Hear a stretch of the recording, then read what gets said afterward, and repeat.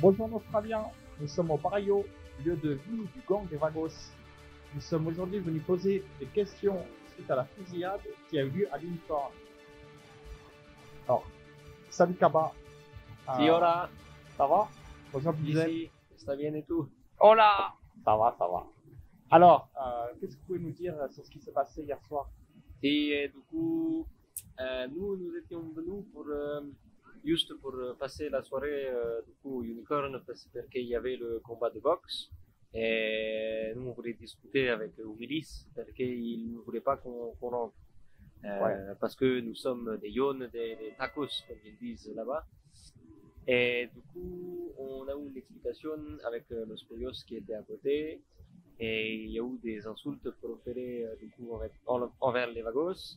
Oui, c'est ce que Et- j'ai entendu. Si. Un certain John Burns qui vous a Si, insulté. si Joe Alves. Joe Alves. Si Joe Alves nous a traité de tacos. Ah ouais. Suite à ça, il est venu s'excuser juste avant qu'on parte, pendant qu'on était dans les cochers. Et mon cousin Flaco a dit que c'était juste un souci avec Umilis, et que c'était un héros de Puta, peut-être qu'il était raciste envers nous. Et Joe Alves a compris que c'était lui le héros de Puta et a insulté la maman de Puta. Oula, Et- la maman de Là. Si. Et du coup, Flaco est sorti, il lui a mis un coup de crosse. Suite à ça, Umilis, il a sorti les flingues et il a commencé à tirer sur les Vagos. Et du coup, moi, j'ai sorti le mien et j'ai commencé à protéger mon cousin. Ouais. Et voilà. Et qui a fini à terre, qui a fini blessé? Si nous, personne n'a fini à terre à part mon cousin, il a eu une balle dans le bras. Ouais. Et après, de l'autre côté, je vous avoue que je ne le sais pas. Moi, j'ai entendu dire qu'il y avait eu 3 personnes à terre. C'est à peu près ce que vous avez constaté. Je pense qu'il y en avait plus. Plus. Il y avait plus que vraiment, 3. il y avait vraiment beaucoup de personnes au sol. Beaucoup de sang. Ah, si. Après, le nombre, il n'y a pas compté. D'accord. Mais il y en avait plus que 3, c'est sûr. Si, il y en avait au moins 4 ou 5. Ah, si. Et ça vous arrive souvent qu'on vous discrimine en ville? Si, quelquefois, si, mais je ne sais pas trop pourquoi. Je vous Ouais, avoue. c'est souvent les mêmes personnes. Mais ça nous arrive souvent. Et même quand vous êtes plus en tenue jaune, ça vous arrive de vous balader sans la tenue jaune? Sinon, on est toujours Ah, moi, en Yonne. À Toyo, Ah, en Lyon. d'accord.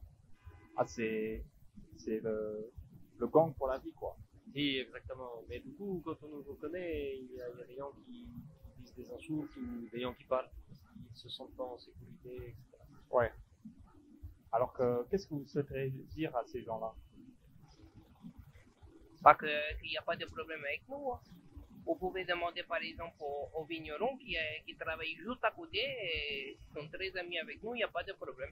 Et on Ah, passe, d'accord. on passe souvent les voir et il n'y a jamais eu de soucis avec eux. C'est ça, au début un petit peu parce qu'ils roulaient vite devant le quartier, mais on leur a expliqué qu'il fallait faire attention parce que les enfants ils jouent au foot devant. Ah, les mignons, c'est ça? C'est ça. Si, Ah bah écoutez, merci beaucoup de votre témoignage. il n'y a pas de soucis. On peut avoir un dernier mot. Ah oui, bien sûr. Allez, je tiens à dire à tout le monde que si vous avez des sushis ou quelque chose qui se mange, vous pouvez venir au barrio et je les mangerai. Ah d'accord. Ah merci pour ce témoignage. C'était Nabil Bachir et Filippo Mancini pour un reportage exclusif. À vous les studios. Australiens, Australiennes, bonjour et bienvenue sur CNN News. Aujourd'hui, nous sommes avec le capitaine de la SPD, Joe Harwood, dans son prestigieux bureau, et qui va nous parler des événements qui sont passés à l'Unicorn. Monsieur le capitaine, Bonsoir. bonsoir. Ouais, du coup, s'agissant des événements qui ont eu lieu à l'Unicorn, du coup, je suppose que vous parlez de la fusillade qui a eu lieu hier Ah oui, tout à fait, ouais. entre le personnel de sécurité et les Vagos. C'était vers quelle heure? 21h30, c'est ça? C'est ça, à peu près, parce qu'il y avait une soirée qui était prévue dans ces eaux-là, donc c'était un peu avant le début de la soirée qui était prévue, donc de la soirée boxe, ouais. D'accord. Et donc, qu'est-ce qui a déclenché l'affaire, selon vos sources? Alors, pas que selon mes sources, hein, selon ce qu'on a pu constater nous également. En fait, il s'avère que le principal actionnaire du Unicorn, donc l'ancien propriétaire, enfin le propriétaire ou ancien propriétaire, parce que je sais pas ce qu'il en est suite aux événements. Donc du coup, Monsieur Humilis Pendergast ne souhaitait pas accueillir les Vagos sur sa propriété. Étant donné que c'est une propriété privée, c'est un droit que le monsieur a de ne pas les accueillir, de ne pas accueillir des individus sur sa propriété. Ouais, tout à fait. Et du coup, étant donné que les Vagos voulaient participer, enfin pas forcément participer au combat, mais au moins être présents pour la soirée, quand ils ont appris que du coup ils n'étaient pas conviés et qu'ils étaient même interdits de séjour, ils ont été assez vexés, disons, et ils se sont un peu échauffés. Du coup, ils se sont rendus au Unicorn en assez grand nombre, hein, ils étaient 5-6. Et de là, du coup, nous, on a reçu un appel du responsable qui nous disait, bah voilà, Vagos sur ma propriété, besoin d'aide, etc. Du coup, D'accord. nous, on Et s'est rendu sur les lieux. vous trouvez ça légitime qu'ils aient été interdits de soirée? Alors,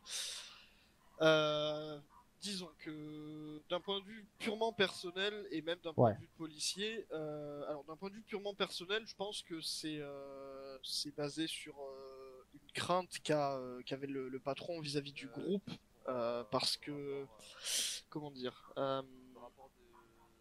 quand on a des gros groupes comme ça qui se mettent en place et qui se forment, malheureusement, ça fait toujours un peu jaser et les gens parfois ont peur de ce genre de groupe.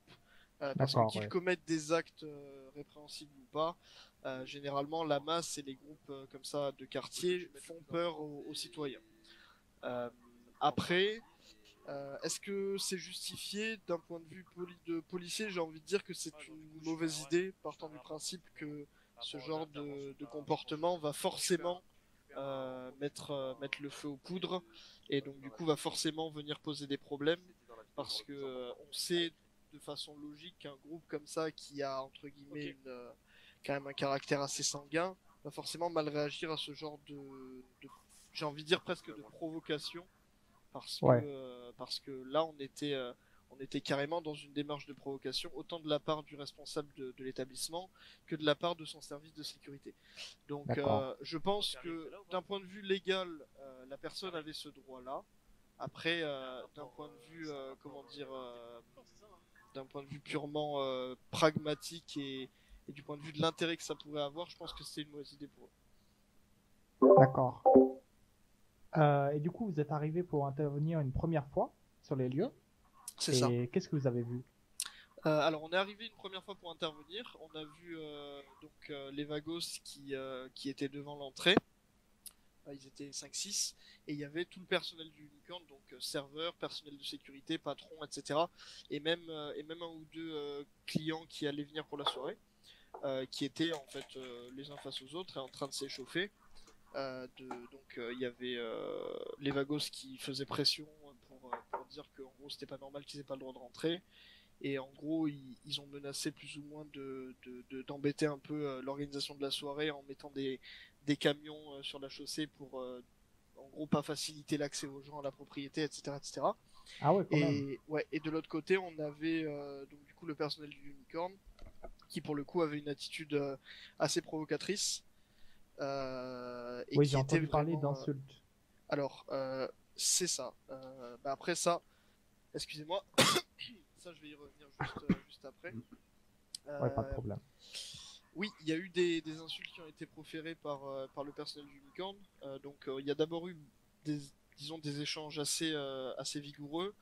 J'ai dû calmer et m'interposer entre un des membres en gros du personnel de sécurité qui a braqué son arme sur un Vagos devant nous tous en lui disant de façon assez virulente de partir. Et du coup je me suis interposé entre l'arme et le Vagos et j'ai demandé à toutes les personnes de se calmer. Les Vagos se sont mis dans une optique de départ et nous du coup en voyant ça on s'est dit bon ok on s'en va. Je savais que les Vagos allaient quand même vouloir poser problème comme ils l'avaient dit, ils allaient essayer de bloquer l'accès à la propriété, etc. Donc j'ai envoyé toutes mes unités s'équiper en fait. Et quand je suis arrivé au central, pendant qu'on était encore en train de s'équiper, de définir le plan d'action pour la soirée, donc pas forcément sécurisation rapprochée, mais au moins patrouille dans le quartier, parce qu'on est quand même pas au service du Unicorn, hein, il faut quand même qu'on remplisse d'autres Ah missions. bah ouais, c'est très bien. Ouais. C'était juste parce qu'on savait qu'il allait sûrement avoir des débordements, et c'est quand même dans notre mission de gérer ce genre de débordement. Mais c'était juste, voilà, patrouille pour une ou deux unités un peu rapprochées, et éventuellement un peu mieux armées, mais c'est tout, quoi. Et globalement, à peine arrivé au central, on reçoit un appel, fusillade Unicorn.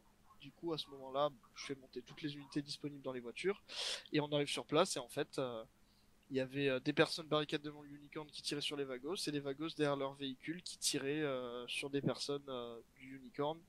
Ah, Avec, vous êtes arrivé alors que ça tirait encore? on est arrivé alors que ça tirait encore, ouais. Les rues étaient bloquées par les véhicules, et du coup, on n'a pas pu accéder au Unicorn. Moi, je suis descendu du coup dans une rue à côté, et j'ai levé les mains en l'air. Je suis allé voir un des membres des Vagos.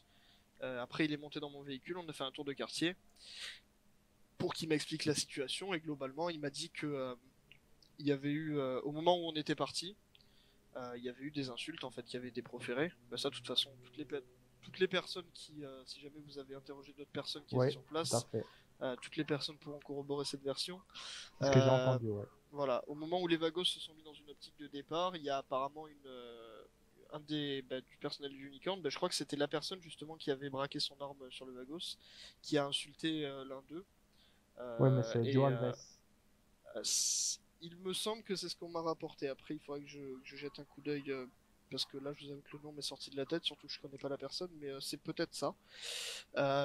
Et donc, du coup, à partir de ce moment-là, les Vagos un des Vagos s'est énervé, il a mis un coup de crosse de pistolet à cette personne, et après, c'est parti en échange de coups de feu. Du coup, nous, Ouais. on est arrivé sur place, j'ai pris un des responsables du groupe dans mon véhicule, et il m'a dit qu'en gros, ils avaient un collègue à terre, et que la seule chose qu'ils voulaient, c'était pouvoir partir avec le médic et leurs collègues, et que si ça se passait comme ça, il n'y aurait pas de problème, et que eux, ils étaient pas venus dans une optique disons, de déclencher une fusillade, juste à la limite, comme ils m'ont dit, de casser un peu les couilles, hein, pour reprendre leurs termes, et globalement que ça se passerait, que ça aurait pas dû se passer comme ça. Donc après, ils ont juste récupéré leur collègue, un médecin qui est parti avec eux pour s'occuper de lui, et ils sont partis. Ah, donc, revenons un peu à l'histoire de l'événement de l'Unicorn. Oui. C'était quand même un événement qui partait mal depuis le début. Il y avait des conflits entre Unicorn et Vagos même avant. Ils n'avaient pas engagé de sécurité. Enfin, leur seule sécurité, c'était la sécurité intrinsèque à l'Unicorn, donc des gens pas très formés et pas très armés. Et ils n'avaient même pas de MS sur place. Alors c'est ce qu'on m'a rapporté. On m'a dit que globalement, alors j'ai pu confirmer auprès de la Brinks que la Brix n'avait pas été mandatée du coup pour cette soirée, en raison d'une question de tarif, il me semble. Et puis j'ai appris également que l'EMS qui était présent sur place avait été recruté à la dernière minute, parce qu'ils n'avaient pas prévu ce point-là. Ah, moi, Donc, on m'a dit. donc en effet, oui, enfin moi après c'est ce qu'on m'a rapporté. On a des enquêtes qui sont en cours à ce sujet-là. D'accord. Parce que moi, on m'a dit qu'il n'y avait eu aucun contrat avait passé avec l'hôpital. Voilà, c'est ce qu'on m'a dit, c'est ce qu'on m'a dit aussi. On m'a dit que du coup le MS avait juste été récupéré à la sauvette au dernier moment pour soigner un peu au pied levé les personnes qui en auraient éventuellement besoin pendant le combat, mais qu'il n'y avait pas eu de contrat passé avec les services médicaux. Et idem avec la Briggs du coup pour la sécurité, Ouais. parce que du coup ah attendez, je crois qu'il y a un problème avec la sonnette du commissariat.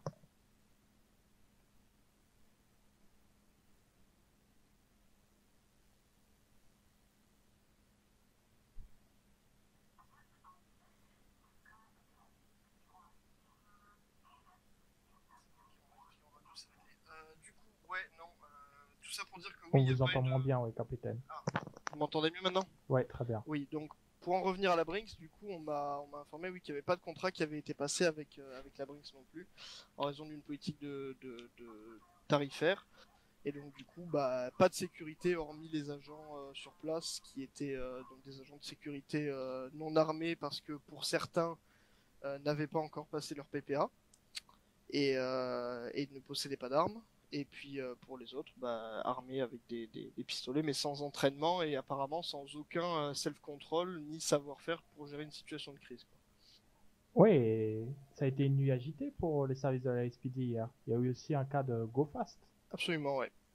On Et le procès a eu lieu aujourd'hui. On a eu des Go Fast, ouais, et les 2 procès des personnes ont lieu aujourd'hui. Ouais. Ouais, on était présents sur les lieux avec mon partenaire. D'accord. Bah, alors personnellement, j'étais pas là. C'est un de mes officiers qui s'est occupé des procès. Mais oui, on a eu un cas de Go Fast de plusieurs véhicules du coup. C'est assez récurrent, hein. C'est une des activités une des activités illicites les plus lucratives en ville pour les personnes membres de groupes illégaux. Et quand on a un peu d'organisation, c'est pas très compliqué au final de Ouais. mener à bien au moins partiellement ce genre d'action. Après, bah, le problème c'est qu'ils y laissent toujours des plumes, hein. Et Vous l'avez vu. Et j'ai entendu dire qu'ils avaient une nouvelle technique pour faire les Go Fast. Alors, ouais, ils ont il y a une technique un peu particulière, ouais, qu'on commence à appréhender pas mal, qui est en fait d'utiliser plusieurs voitures de GoFast, plus au moins une, ne transporte aucune marchandise, et qui en soi sert d'ailier et a pour but de gêner l'interpellation, en fait. C'est-à-dire que ça va être souvent une ou 2 personnes dans un véhicule généralement soit très rapide, soit très massif. Donc super sportif, sportive ou SUV selon le type de véhicule de GoFast qu'ils choisissent, qui va en fait suivre le convoi de GoFast et empêcher l'interpellation en se dressant entre la police et les véhicules chargés de substances illicites. Ah d'accord, très intéressant. Eh ben, écoutez, merci capitaine de ces précieuses informations. C'était Nabil Bachir et Filippo Mancini pour CNN. Je vous rends l'antenne.